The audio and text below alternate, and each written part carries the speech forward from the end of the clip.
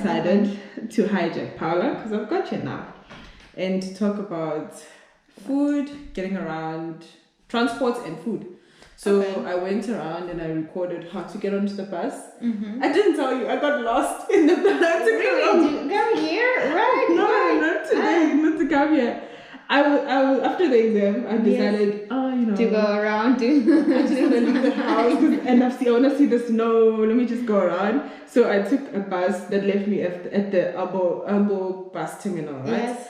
And I was supposed to take bus 2 to go towards the fjord, the Burger King. Yes. I took bus 15. That doesn't go towards the Burger. It's so at the Rema, it turned left, and then I found myself somewhere. And the funny thing is, I had just recorded myself saying, "You must make sure these are the buses we take. The yellow, they look like that, and you tap into the bus. You must make sure you don't get lost." So I recorded that as I was walking into the wrong bus. Hello, hi. I'm going to the shops, and it's my first real experience with snow, so I decided to just go out and just record a bit of snow, because for me this is exciting. So this is typical in winter. Apparently it snows in January, so if you're coming here, you must be ready for this. And if you're scared of the cold like I am, you need to make sure, you see, get these jackets and to get like really ready. Oh my god, this thing got my eye. But yeah, I'll just show you guys around. This is where I stay.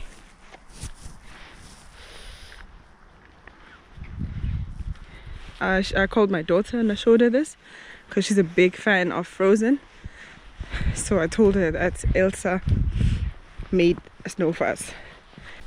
Something that is amazing to me, even yesterday when I slept, it gets dark here, like really dark. So yesterday it snowed and it wasn't dark at night, and even now I think it's supposed to be sunset already, so it'll be getting dark, but it's still bright. So the buses one takes are like that, but they have different numbers on them, and you just need to make sure you don't get on the wrong one. But that's what they look like.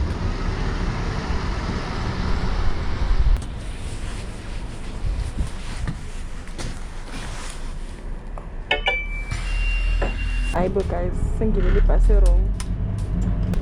I've never been to this part of town. Never, ever.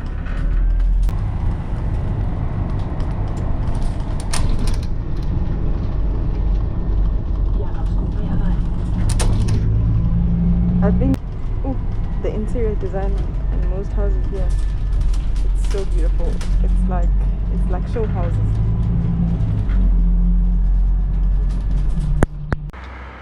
The funny thing about me getting lost and getting into the wrong bus is the fact that I had just recorded myself saying that you mustn't get into the wrong bus. You must make sure that you're in the correct bus, like the correct number. And then I got into the wrong bus. The irony of it all. But yeah, I wanted us to chat about because the other thing that when you're coming to a foreign country you worry about is getting around and food prices. So I wanted to chat briefly about that. So as we mentioned in the other video, she has a bicycle because the Danes cycle a lot. They have dedicated cycle lanes. I was in Copenhagen. If you stay in Copenhagen and you cycle like that, guys, please be kind. You guys are too rough with it. Yeah. I think I nearly got hit 2 times. Really? Yeah. But also I was doing elbow things in Copenhagen. You know, sometimes you just be walking and then you go, next thing they hear and you're like, sorry. Yeah, there are a lot, but in Copenhagen there's a lot more bikes. Yeah. I actually took a picture that I'll put now. Showing there's so many bikes. I don't think in my life I've seen as many bikes as I've seen in Denmark. It's like you have traffic of bikes. Yeah. So that's the most common mode of transport for students, and it's really budget friendly because you don't really have to fix a lot of things all the time. So sometimes you have a flat tire like she just had after New Year's Day. I just need to explain to the people that celebrate and then throw bottles. Everything on the side of the road.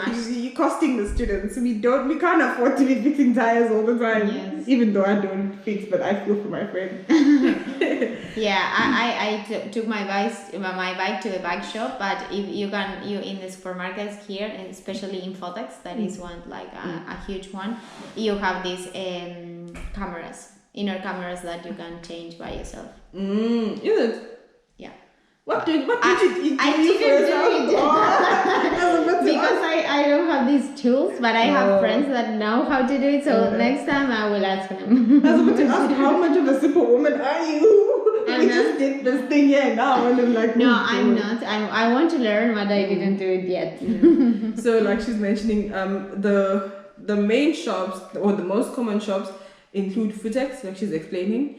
There's Footex, there's Netto, there's Aldi, there's Facta, there's Lidl, Quickly. I don't know that. Yeah, Quickly. Yeah. There's Quickly. Super Brooksson. Is Coop. Is Coop an individual shop, or it's like a no?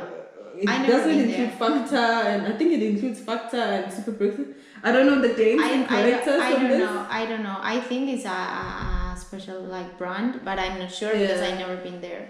Yeah, but also the selling that I went to. There's a couple of shops for groceries, right? Yeah. And there's another one that I cannot remember. How are you finding the grocery prices as compared to back home? For me, are expensive, but our currency is very low, so it's like impossible to. I mean, everything here in Denmark would be like much more expensive than Argentina because our currency is super low. Yeah. But there are some stuff. There are some, for example, applications, apps, or whatever that you can use to make to have this food like more cheaper. Yeah. There are different options. Yeah, of course. If you're a student, you have to get yourself acquainted with these things. I was just telling them that there was when I first got here, I really thought I was balling, and they were telling me about these apps. I was like, nah, I'm good.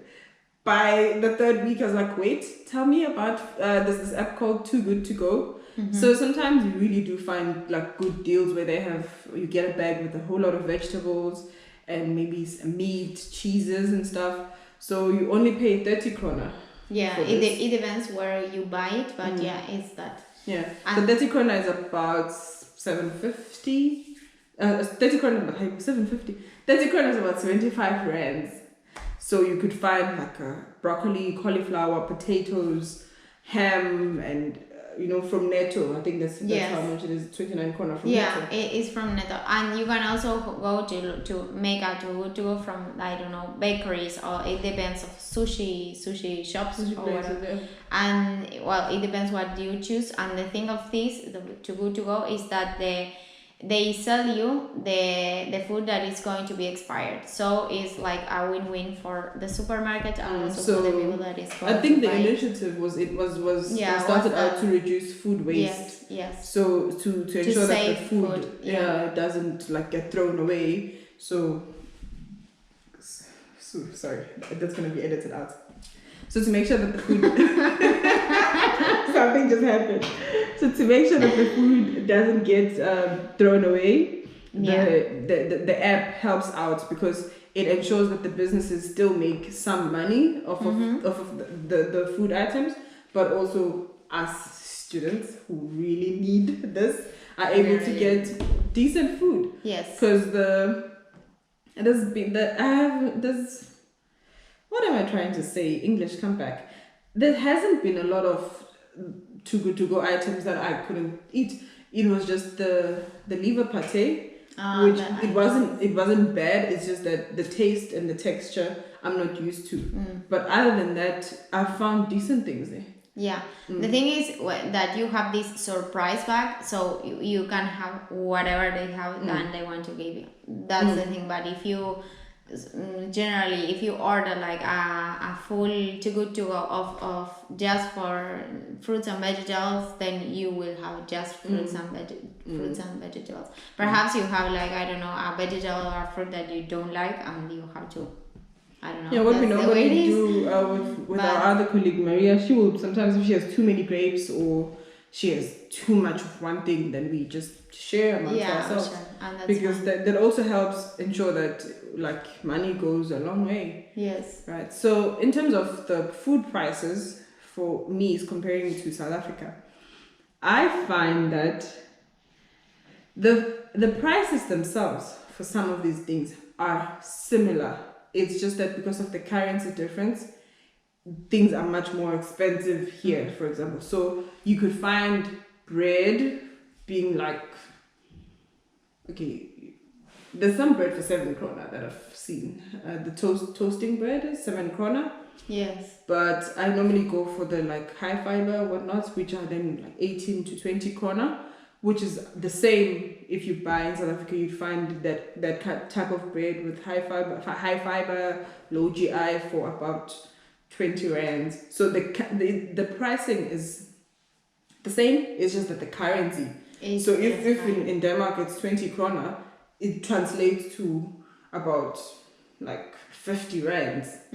So that's the difference. And then the other hack that we are doing, is to go to, for example, for things like beans or lentils and other like seeds and legumes. Yes. And spices. I found an Indian shop. Yeah, that Arabic shop also. Yeah. There are a lot of different shops that you can find that. You can also find them on the supermarket, but it's more expensive. The prices are different, for sure. And you have more amount of food in these special shops. Yeah.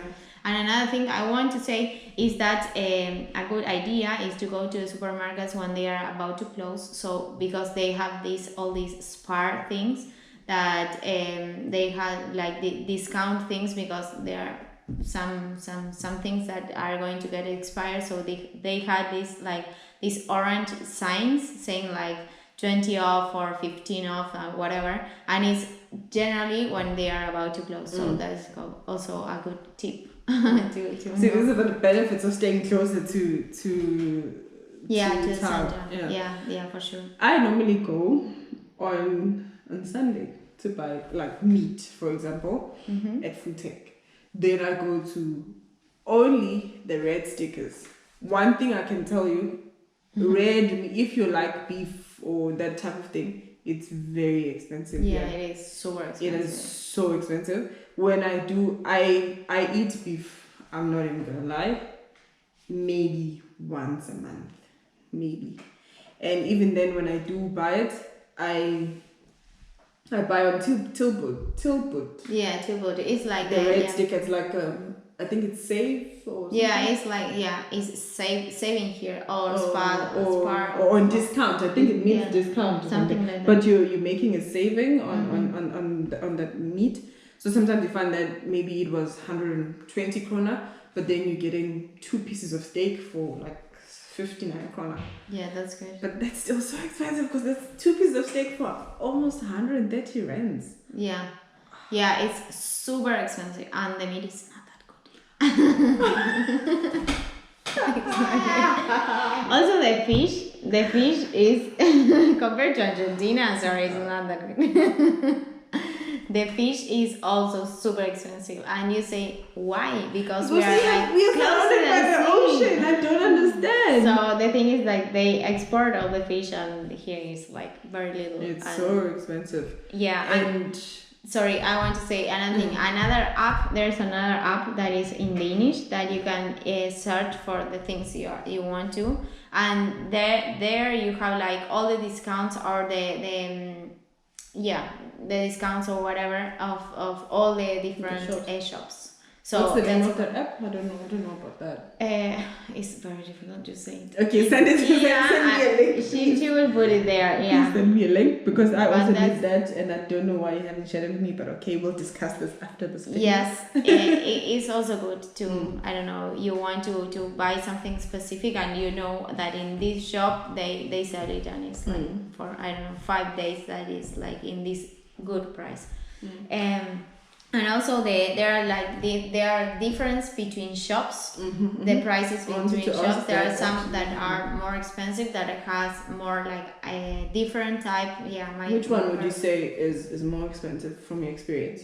For me, Footex Food, is yeah, food takes Footex I would and agree. selling Selling. also, but it depends because perhaps you find some products cheaper in one and expensive in the others, and the other way around also. So you have to see, like for example, the meat or the fish or chicken is cheaper in one than in the other, and perhaps you go to Footex and you find this like these discounts that they are really good in comparison with the cheaper shops. So you have to, I don't know, to see. I think I think as well. I think food tech is expensive because it doesn't only sell food items. It sells everything. So from electronics to clothes. So a shop that I could equate it to a South African shop, it would be Woolworths, but they don't only sell their own brand. They sell everything, man. Everything you want to move in, you need kettles.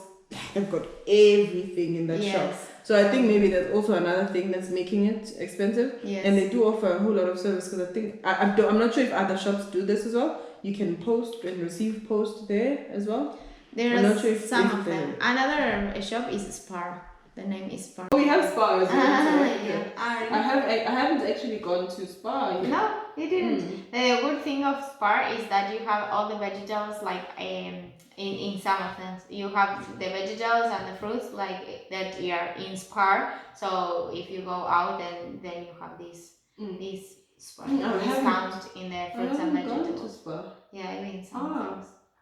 And that's so weird because we have Spa in South Africa, but then I don't stay close to I don't stay close to any spa. Yeah, but I haven't gone to any spa, so I have no experience buying at spa. So for me, the most expensive shop for sure, Footex. Yeah, Footex. And then the other one, the cheapest one I think is Netto from my experience. In terms of student budget, I think it's very friendly. Lidl and Aldi are also cheap. Yes, I have bought at Lidl. Yes. I have. Yes. I haven't bought at Aldi. I actually saw Aldi for the first time today. I always buy Aldi because it's 2 blocks away from here. It's good. It doesn't have like a lot of things. I mean, if you need things for the house or whatever, you should go to these big shops or IKEA or other ones or Marketplace or Facebook. Yeah. But perhaps you need a mop or whatever, then you should go to the Quickly or the Fotex perhaps they have, because the little I couldn't find in the other ones. I think when I went to, but also I think the shops differ in terms of the size, in terms of what they have. Yeah. So there's a Netto in Frederiksdorf. Yes. I think it's smaller than the Netto in Aalborg East. Yes. So when I go to the Netto in Aalborg East, I find a lot more items than I do here. Yeah. So it depends on the size of the shop. Yeah. And that also counts. Cool. So, so far your experience in Aalborg as a student, it has been okay, manageable. Yeah, it is. Manageable. And you also now it's difficult because of the corona. But in general, is easy to buy. It depends, but it's not that difficult to find a job. Now the boom of the shop that is available is doing delivery by bike, by scooter, or by walk. You can also do it. And now things like to deliver. And now I'm working there, and it's a good payment, and I can go like the days and the hours that I want, and so that's good. But it has been difficult at first when I came to find a job, especially a qualifying job, because some of them ask you for Danish language, so that's difficult. And also if you want to apply to SU, that is this subsidy, that's difficult also, because you need like a specific, like at least from 12 to 15 hours to be able to qualify. Do you find that now with the work that you're doing, delivery, do you find that Danish is not a limiting factor as much as it was on the other jobs? No, it's not. No, especially not now, because you don't have to have contact with the client. So you just put the food in like on the door, the front door, and then you go, and you don't have this contact. And you can ask the support, but you can talk in English, and that's fine. And generally here older people talk in Yeah, English. it's only, I think it's old people. The old that people, they speak don't English. understand anything and they don't Yeah. talk. But the other people, they are like so nice. The people here are very nice. That actually was my experience as well, because when I read on like blogs and checked videos out, I really thought that it was just going to be a lot of people that don't speak any English. But my experience has been different. Even when you're at the shops and you paying at the tills, if you switch to English, they also switch to English and they assist you. Yes, Most times it hasn't. I haven't had an incident where I switch to English or I speak. When I say switch to English, as though I'm switching from somewhere else. Yeah. You know, where I, you know, like I was speaking Zulu. What am I saying? But like when I speak English to them, I find that they switch to English and they're very helpful. Yes, they are. They're very helpful. So that's been my experience, and I'm starting Danish lessons next month in February. Me too. Yeah, so we will be starting Danish lessons. We won't. It's super hard. The language is very difficult. They have only consonants. Yes, And it's really hard, like to say. It is hard. It is really hard. But we will see. I mean, it's hard when you know when you listen to them speak. It's just like. Yeah. Whoa. You don't understand anything. It's goes like fast. Yeah. But it has. I have actually found that the students, the Danish students that we know, have been very helpful, and also other international students that have been here before. They've been very helpful and resourceful, and it's just been easy to, I think, integrate. Yes. It's just that with Corona, we have to be careful all the time, so you can't like be too social, because then you find yourself in situations where you could be exposed. So in some instances, we've had to like limit ourselves. But even amongst ourselves, we've tried to have like fun moments and then socialize. So I think it's been together a little bit. I think it's been okay to chill out. Yeah. Like we're doing today, and I'm making her work. No, this is not work at all. Okay, cool. So it's been me and Pauli, and this is the second video, I guess. So thank you guys for watching, and we'll put all of the links we mentioned on at the what's this thing? We'll put all of the links we mentioned in the description of the video. What's happening? In the description of the video below. And I hope everyone has a lovely day further. Bye. Bye.